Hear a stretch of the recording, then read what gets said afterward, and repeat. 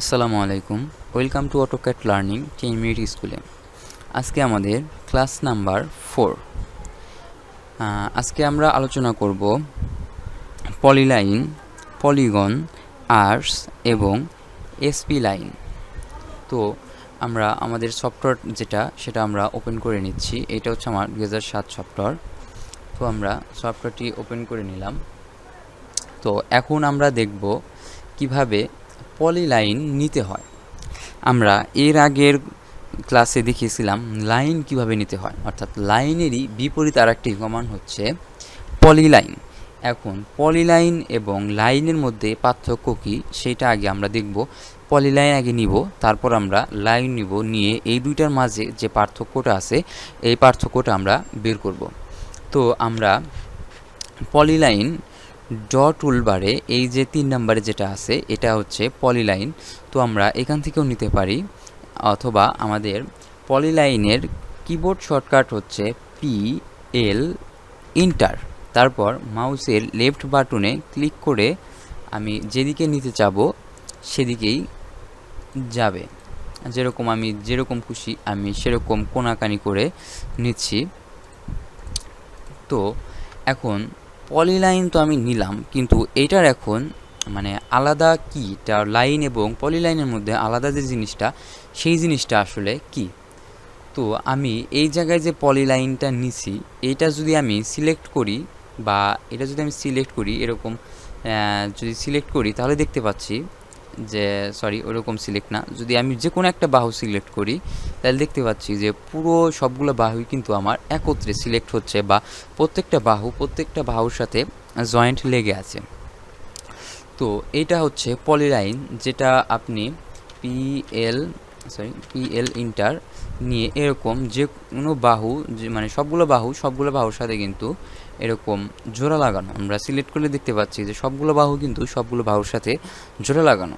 কিন্তু আমরা আগের ক্লাসে যেরকম দেখিয়েছিলাম যে শুধু লাইন L ইন্টার দিয়ে মাউসের লেফট বাটনে ক্লিক করে এরকম আমি যে কয়টা বাহু নিচ্ছি না কেন, ধরেন এতগুলো বাহু আমি নিলাম, নেওয়ার পর এখন যদি আমি যে কোনো একটা বাহুতে ক্লিক করি, যেরকম আমি এই বাহুটাতে ক্লিক করলাম, তো দেখতে পাচ্ছি যে আমার কিন্তু এতগুলো বাহু যে আমি একত্রে নিয়েছি, কিন্তু আমার কিন্তু একটা বাহু কিন্তু সিলেক্ট হয়েছে, সবগুলো বাহু কিন্তু সিলেক্ট নেই। যেমন পলিলাইনের যে লাইনগুলা টেনেছি এগুলা যদি আমি একটাতে সিলেক্ট করি সবগুলাই কিন্তু সিলেক্ট হচ্ছে, কিন্তু লাইনের যদি একটাতে ক্লিক করি তাহলে কিন্তু শুধু একটাই সিলেক্ট হচ্ছে।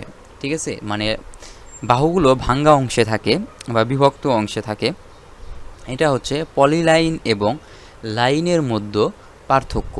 তো পলিলাইন আমাদের কখন কাজে লাগে এবং লাইন আমাদের কখন কাজে লাগে, অর্থাৎ যখন আমরা কোনো যখন ওই কমান্ডটা আমাদের দরকার, যখন আমাদের এক কমান্ডেই কয়েকটা বাহু একত্রে দরকার, তখন আমাদেরকে এই পলিলাইন ইউজ করতে হয়।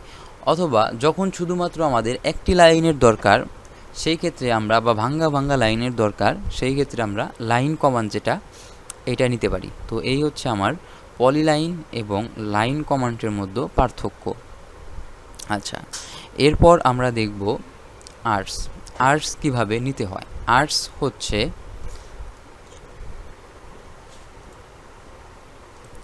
তো এখন আমরা দেখব যে আর্কস কিভাবে নিতে হয় এবং আর্কসটা আসলে কি। আর্কসটা হচ্ছে আমরা যদি একটা বৃত্তর দিকে খেয়াল করি, বা আমরা গত ভিডিওতে দেখেছিলাম সার্কেলটা কীরকম। সার্কেলটা হচ্ছে আমাদের পুরো একটা বৃত্ত, গোলাকার বৃত্ত। আর আর্কসটা কি হচ্ছে, আর্কসটা হচ্ছে পুরো একটা বৃত্তর অর্ধ অংশ।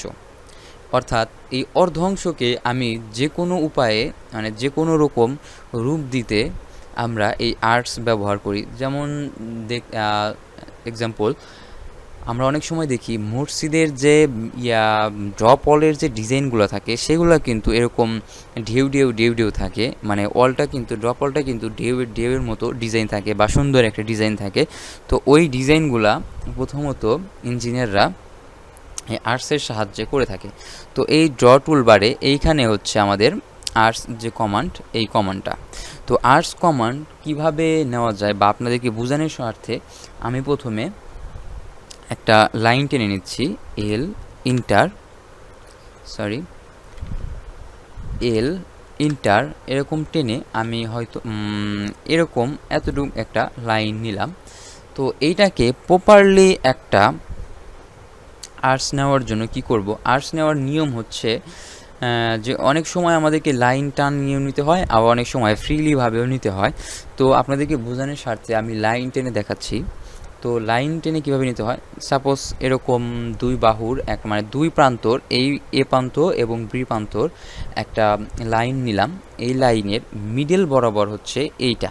তো মিডল থেকে উপর দিকে একটা আমি আর্টসের যতটুক আমি উপর দিকে নিব বা আর্টসটা আমি যত বড় নিব ঠিক ততটুকু আমি উপর দিকে আরেকটি লাইন টেনে নিব মিডল পয়েন্ট থেকে এল ইন্টার।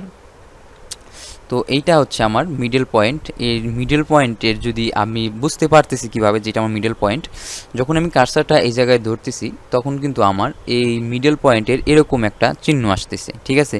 যদি আমি এই কানিতে ধরি সেই ক্ষেত্রে কিন্তু আমার ওই চিহ্নটা আসতেছে না, তিন বাহু ত্রিভুজের মতো যেই চিহ্নটা ওইটা কিন্তু আসতেছে না। তো আমি মাঝখানে মিডল পয়েন্টে যেটা এটাতে নিলাম, নিয়ে উপর দিকে আমি ক্লিক করে এরকম একটা লাইন নিলাম। লাইনটা ছেড়ে দেওয়ার জন্য আগেই বলেছিলাম কোনো কমান্ড শেষ করার জন্য স্কেপ চাপতে হয়। তো কোনো কমান্ড শেষ করার জন্য আমরা কিন্তু আগে বলেছিলাম যে স্কেপ চেপে যে কোনো কমান্ড মানে ছেড়ে দিতে হয় বা ফ্রি করতে হয়, কমান্ডটাকে কার্সারকে ফ্রি করতে হয়। তো আমরা এরকম একটা বাহু নিলাম, প্রথমে আমরা নিচে এরকম একটা বাহু নিয়েছি এবং পরবর্তীতে আমরা লম্বালম্বিভাবে আমরা আরেকটা বাহু নিয়েছি। তো এখন আমরা আর্টসটা কীভাবে নেব, আর্টসের কমান্ড হচ্ছে এ আর ইন্টার। তো আমরা আর্টসটা এখান থেকেও নিতে পারি। তো এটাতে আমরা ক্লিক করলাম, ক্লিক করার পর আমরা এই যে প্রথম যে বিন্দুটা আছে এটাতে আমরা ক্লিক করলাম। ক্লিক করার পর এরকম চিহ্ন আসবে। তারপর আমরা এই উপরের যে বাহুটা আছে মিডল পয়েন্ট থেকে উপরে যে বাহুটা আছে এইটাতে আমরা ক্লিক করব। ক্লিক করে তারপর আমরা এরকম এই বাহুতে ক্লিক করব। তো আমাদের কিন্তু অর্ধবাহু কিন্তু হয়ে গেল, অর্থাৎ ছাতা আকৃতি যেরকম একটা ভাব শেপ, সেই শেপটা কিন্তু আমাদের চলে আসলো। তো এটা হচ্ছে আমাদের আর্টস। তো আর্টসের কাজ কি, যেমন অনেকগুলা ব্রিজ ডিজাইন করতে এরকম আর্টসের প্রয়োজন হয়, তারপর অনেকগুলা জানালা ডিজাইন করতে এরকম আর্টসের প্রয়োজন হয়। সিম্পলি আমি যদি আপনাদের বোঝানোর স্বার্থে একটা ড্রয়িং করি, যেরকম এরকম মসজিদের যে ইগুলা থাকে ড্রপলগুলা থাকে, সেই ড্রপলের যদি একটা ড্রয়িং করি তো আপনারা সহজেই বুঝতে পারবেন। যেমন সেট 10 ইঞ্চি, আচ্ছা আমি এটাকে মাপ দিয়ে নিই, প্রপারলি একটা মাপ দিয়ে নিই। শিপ@অফ আমি রেক্ট্যাঙ্গেল নিচ্ছি। রেক্ট্যাঙ্গেল কীভাবে নিতে হয় আমি তো আগের ভিডিওতে আপনাদেরকে দেখিয়েছি। আচ্ছা আমি একটা রেক্ট্যাঙ্গেল নিচ্ছি আগে 10 ফিট, 5 ফিট। তো এরকম 10 ফিট বাই 5 ফিটের একটা রেক্ট্যাঙ্গেল নিলাম। নেওয়ার পর এখন আমি আর্টসটা নিব বা আর্টসের কী কাজ সেটা আপনাকে দেখাবো জাস্ট আপনার বোঝার স্বার্থে। এরকম আমি অফসেট করে 1 ফিট নিলাম। নেওয়ার পর এদিকেও 1 ফিট, 1 ফিট,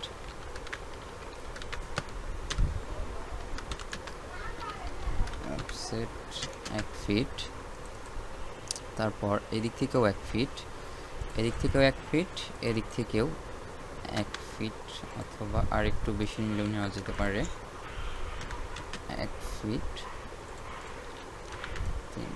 এটা আপনি এখন নাও বুঝতে পারেন, জাস্ট ভিউটা দেখলে আপনি ড্রয়িংটা দেখলে আপনি বুঝতে পারবেন আসলে আর্টসের কী কাজ।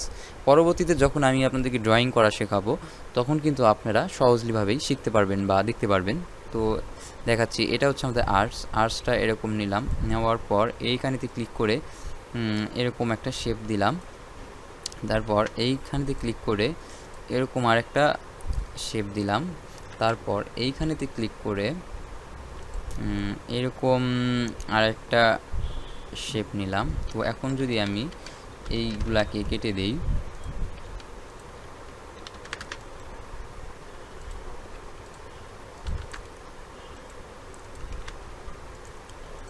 এইটাকে মিরর করে দিই, তো দেখতে পাচ্ছেন যে এইরকম একটা শেপ আমি নিয়ে আসছি। তো আমাদের যে এলাকার যে মসজিদগুলো বা শহরাঞ্চলে যে মসজিদগুলো, ওইগুলোর সামনে কিন্তু এরকম ওয়াল ডিজাইন থাকে, বা উপর থেকে ওয়াল নিচ দিকে নেমে আসে, ওইটাকে বলে ড্রপ ওয়াল। তো এরকম কিন্তু ডিজাইন করা হয়। তো এইটা হচ্ছে আমাদের আর্টস যে কমান্ডটা আছে, ওই কমান্ডটা এরকম আরও অনেক ডিজাইন করা হয় বা ড্রয়িং করা হয়, ড্রাফটিং করা হয় এই আর্টস কমান্ড দিয়ে। তো এইটা হলো আমাদের আর্টস কমান্ডের কাজ। তো এখন আমরা দেখব এসপি লাইন। এসপি লাইনটা আসলে কি? এসপি লাইনটা আসলে মূলত একটি আঁকা বাঁকা লাইন, অর্থাৎ ছাপ যেরকম চলার পথে আঁকা বাঁকা হয়ে যায়, এরকম একটা লাইন বলা যেতে পারে।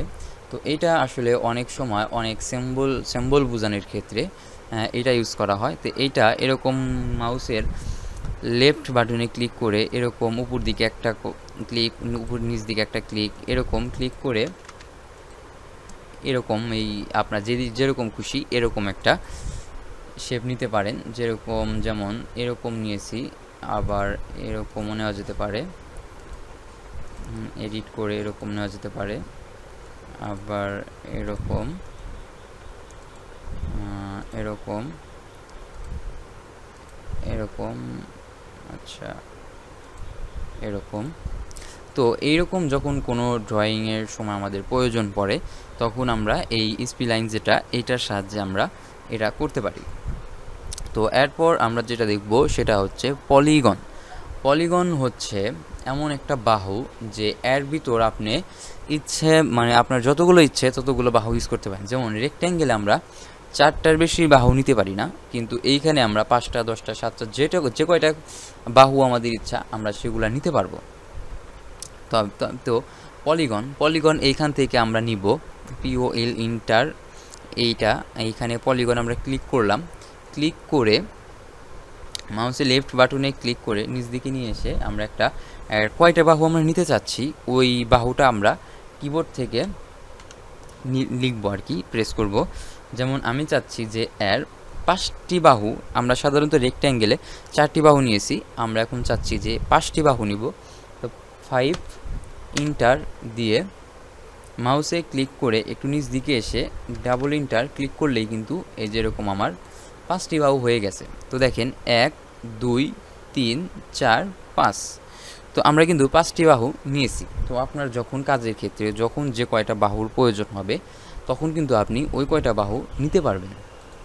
এটা পলিগন মূলত যখন আমরা জমির কোনো মেজারমেন্ট করি তখন আমাদের বেশি কাজে লাগে। সাধারণত ড্রয়িংয়ের ক্ষেত্রে একটু কমই লাগে। যখন আমরা জমির মেজারমেন্ট বা লেআউটটা নিব তখন এটার কাজটা বেশি পড়ে। আমি আবার দেখাচ্ছি। পলিগনে ক্লিক করে মাউসে ক্লিক করে তারপর যেমন এইবার আমি চাচ্ছি 8টি বাহু নিব, যেমন 8 ইন্টার মাউসে ক্লিক করে নিচ দিকে এসে ডাবল ইন্টার ক্লিক করলেই কিন্তু আমাদের এরকম 8টি বাহু। এইখানে আপনারা মাপ দিয়েও নিতে পারেন, যেরকম এরকম ছোট হচ্ছে বড় হচ্ছে। এইখানে আমি যদি দেই 10 ফিট, তাহলে কিন্তু আমার 10 ফিট অনেক বড়, এই জন্য এটা কিন্তু 10 ফিটই নিয়েছে। তো এইটা যদি এখন আমি যেহেতু 8টা বাহু নিয়েছি, যদি গুনে দেখি তাহলে কিন্তু আমরা এখানে 8টি বাহুই পাবো। 1 2 3 4 5 6 7 8। তো এরকম কিন্তু আমরা 8টি 10টি বা যে কয়টাই হোক আমরা কিন্তু নিতে পারবো। তো এই ছিল আমার আজকের ভিডিও। আমার ক্লাসগুলো যদি আপনার ভালো লেগে থাকে তাহলে অবশ্যই সাবস্ক্রাইব করে রাখবেন এবং পাশে থাকা বেল আইকনটি ক্লিক করে রাখবেন, কারণ এর পরবর্তী ভিডিও পেতে হলে আপনাকে অবশ্যই সাবস্ক্রাইব এবং লাইক করে রাখতে হবে। আর আমি প্রত্যেক ভিডিও এই ভিডিওতে একটি কথাই বলবো যে আপনারা যদি প্রপারলি ড্রয়িং শিখতে চান, তো সেই ক্ষেত্রে অনেকগুলো চ্যানেল ফলো না করে যে কোনো একটি চ্যানেল ফলো করতে পারেন। সেই ক্ষেত্রে আপনারা কিন্তু প্রপারলি ড্রয়িং যেগুলো আছে সেগুলো শিখতে পারবেন। আর আমি এতটুকু বলতে পারি, অন্য যেই আপনার চ্যানেলগুলো আছে তার চেয়ে আমি শর্টকাট করে এবং একদম সহজে আপনাদেরকে এই কমান্ডগুলো শেখানোর চেষ্টা করতেছি। তো অবশ্যই আপনারা ধারাবাহিকভাবে ভিডিওগুলো দেখবেন এবং ভিডিওগুলো যদি ভালো লেগে থাকে তাহলে অবশ্যই লাইক এবং সাবস্ক্রাইব করবেন। ধন্যবাদ।